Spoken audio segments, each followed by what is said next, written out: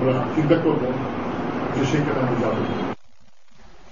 নাগরিকের নিরাপত্তা দেওয়ার পরিবর্তে জনমনের ভীতি সৃষ্টি করা ডিজিটাল সিকিউরিটি আইন সংশোধন নয়, বাতিল করা প্রয়োজন বলে মনে করেন রাষ্ট্রবিজ্ঞানী অধ্যাপক আলী রিয়াজ।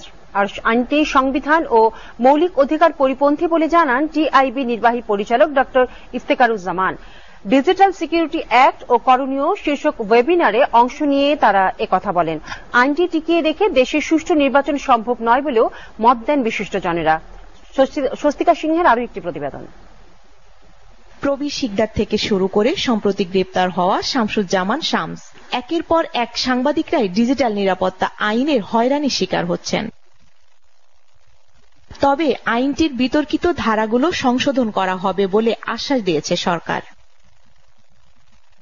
এমন বাস্তবতায় ডিজিটাল আইনে করণীয় কি শীর্ষক ওয়েবিনারে অংশ নেন বিশিষ্টজনেরা।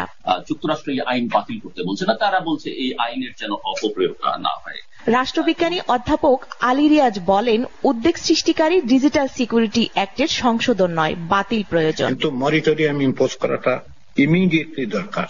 কত মামলা হয়েছে তার তালিকা প্রকাশ করতে হবে। পুলিশ নির্ধারিত কতদিনের মধ্যে তদন্ত প্রতিবেদন দিয়েছে। 4 নম্বর হচ্ছে এই আইনে যারা আটক আছেন তাদের সকলকে জামিন দিতে হবে। পদক্ষেপগুলো নিলেই ডিজিটাল সিকিউরিটি অ্যাক্টের সমস্ত রকম দোষ ত্রুটি উধাও হয়ে যাবে। এই আইন বাতিলের আসলে কোনো বিকল্প নেই। ট্রান্সপারেন্সি ইন্টারন্যাশনালের নির্বাহী পরিচালক বলেন, সংখ্যালঘু সম্প্রদায়ের নির্যাতনের হাতিয়ার হিসাবে ব্যবহার হচ্ছে ডিজিটাল সিকিউরিটি অ্যাক্ট। সরকার যেহেতু স্বীকৃতি দিচ্ছেন অপব্যবহার হয়েছে, কাজে যারা অপব্যবহার করেছেন সেই অপব্যবহার যারা করেছেন তাদের জবাবদিহি নিশ্চিত করতে হবে। অপব্যবহার কি ধরনের হয়েছে সেটা তদন্ত করে বের করতে হবে, অনুসন্ধান করে বের করতে হবে এভিডেন্স সাপেক্ষে, এবং তার উপর ভিত্তি করে যারা অপব্যবহার করেছেন তাদেরকে জবাবদিহিতে আনতে হবে এবং সেটি করতে হয় একটু বিচারিক প্রক্রিয়ার মাধ্যমে, স্বাধীন বিচার বিভাগীয় তদন্তের মাধ্যমে। বাতিল করতে হবে, এটি সংশোধনযোগ্য কোন আইন নয়। জাতীয় নির্বাচন সুষ্ঠু ও নিরপেক্ষ করার ক্ষেত্রে আইনটি বড় বাধা বলেও মনে করেন বিশিষ্টজনেরা। আমাদের দাবিটি চলবে, আমরা মনে করি যে আমাদের দাবিটি আমরা তুলে ধরাই প্রয়োজন এবং সে তুলে ধরার জন্যই আমরা সরকারের সাথে চ্যানেলটা অব্যাহত রাখবো। স্বস্তিকা সিংহ, এসএটিভি, ঢাকা।